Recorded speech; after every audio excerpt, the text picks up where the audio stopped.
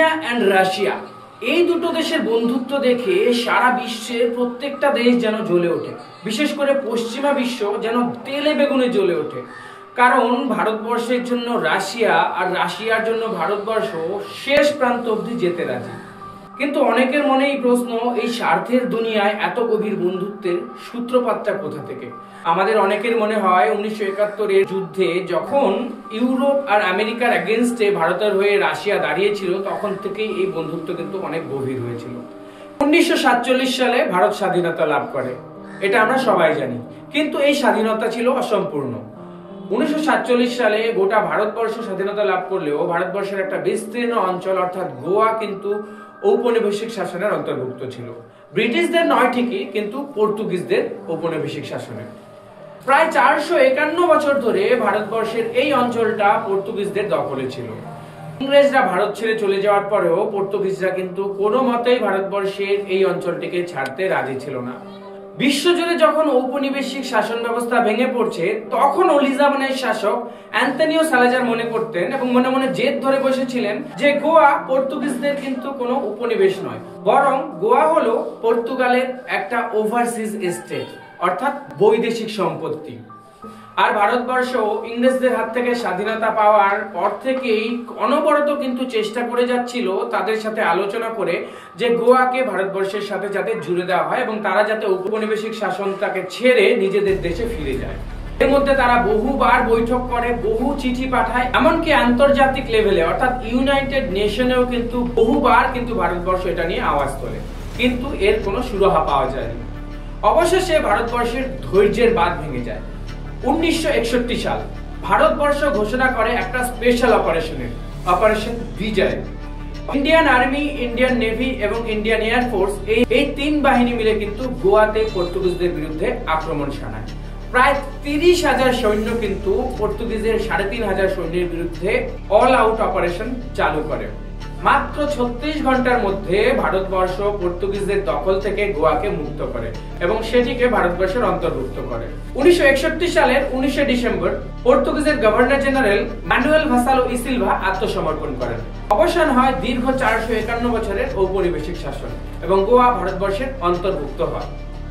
একদিক থেকে দেখতে গেলে এটা ভারতবর্ষের জন্য কিন্তু একটা সহজ ভিক্টরি ছিল, কিন্তু আদতে এরও হাজার হাজার কিলোমিটার দূরে একটা নতুন ধরনের যুদ্ধ শুরু হয়।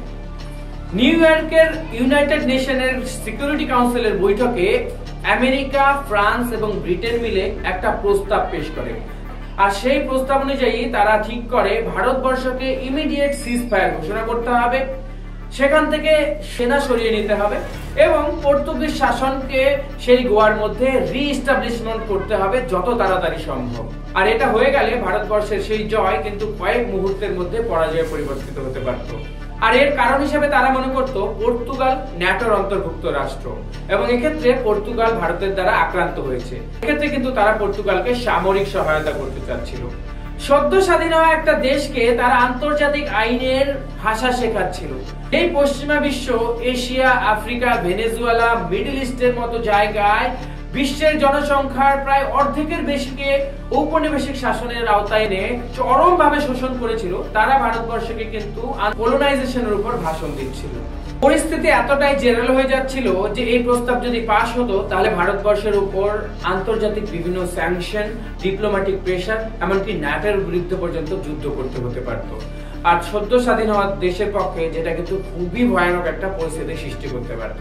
আর ঠিক এই রকম পরিস্থিতিতে তখনকার দিনের সোভিয়েত ইউনিয়ন এর বিরুদ্ধে রুখে দাঁড়ায় এবং তারা এই প্রস্তাবের বিরুদ্ধে ভেটো ক্ষমতার প্রদর্শন করে, আর যার ফলে এই প্রস্তাব সঙ্গে সঙ্গে খারিজ হয়ে যায়। কারণ সোভিয়েত ইউনিয়নের সেই একটা মাত্র নিয়ত অর্থাৎ নো সমস্ত প্রস্তাবটিকে মুহূর্তের মধ্যে খারিজ করে দেয়, আর সেই একটা মাত্র নো ভারতবর্ষের সম্ভাব্য সব রকমের প্রতিকূলতা থেকে বের করে দেয়। এটা ঠিক যে তখনকার সোভিয়েত ইউনিয়ন হয়তো ভারতবর্ষের জন্য এই ভেটো প্রয়োগ করেনি, এটা মনে করা হয় পশ্চিমা বিশ্বের সাথে সোভিয়েত ইউনিয়নের যে কোল্ড ওয়ার চলছিল সেই কোল্ড ওয়ারের অংশ হিসেবে কিন্তু রাশিয়া তাদের প্রস্তাবের বিরুদ্ধে ভেটো প্রয়োগ করেছিল। কিন্তু ভেটো যে জন্যই প্রয়োগ করা হোক, সেই জায়গাটা থেকে কিন্তু ভারত আর সোভিয়েত ইউনিয়নের মধ্যে কিন্তু একটা আন্তর্জাতিক সম্পর্ক গড়ে ওঠা শুরু হয়। আরো কিছু আগে থেকে ভারত এবং রাশিয়ার মধ্যে কিন্তু ইন্ডাস্ট্রিয়াল সম্পর্কের ভিত্তি কিন্তু শুরু হয়ে গিয়েছিল, যেমন রিলায়েন্স স্টিল প্ল্যান্ট থেকে শুরু করে হেভি ইন্ডাস্ট্রির ক্ষেত্রে ভারতবর্ষকে রাশিয়া কিন্তু তখন সহায়তা করা শুরু করেছিল।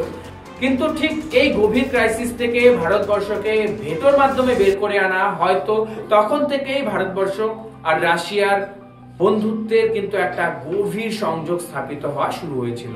পানাজির মাটিতে ভারতীয় সেনার পরাক্রমে হয়তো তারা গোয়াকে ভারতের সঙ্গে অন্তর্ভুক্ত করেছিল, কিন্তু নিমেষের মধ্যে ন্যাটো এবং ওয়েস্টার্ন কান্ট্রির হস্তক্ষেপে কিন্তু সেই জয় পরাজয়ে পরিণত হতে পারত।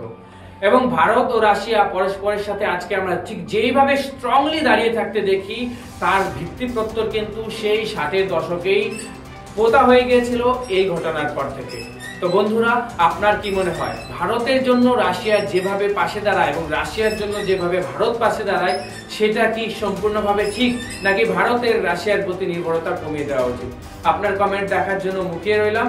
আবার দেখা হবে নতুন একটা ভিডিওতে। ততদিনের জন্য আপনি চাইলে আমাদের চ্যানেলটাকে সাবস্ক্রাইব করে পাশে থাকতে পারেন।